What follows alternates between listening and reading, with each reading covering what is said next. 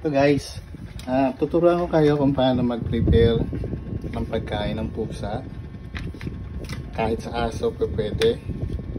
Ito yung normal na binibili ko para ihalo sa kalabasa na iluluto ko para sa pagkain nila. Guys, maganda to, maganda sa katawan ng mga pusa. Gumaganda yung balahibo nila, kaya naman ito isa sa mga tips na pwede kong i-share sa inyo. So ito guys, may mga pouch na pwede mong ihalo sa pagkain ng kalabasa. Anyway guys, hindi ito sponsor ha. Talagang ano lang talaga ito. Talagang pure tips lang para sa mga may alagang pusa. Kasi paborito talaga nila yan eh.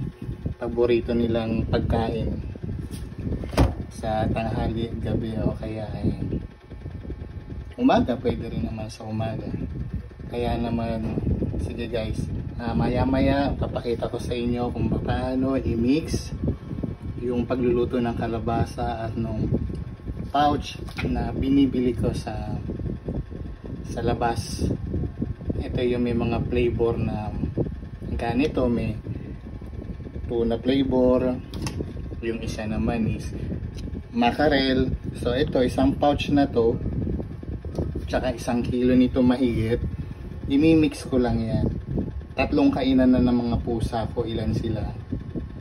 So mayroon akong 10 pusa, so kayang-kaya nilang maubos yan sa loob ng isang araw. So sige, anyway guys, later papakita ko sa iyo kung paano mag-mix ng kalabasa at saka ng pagkain nilang pouch. Diyan muna kayo.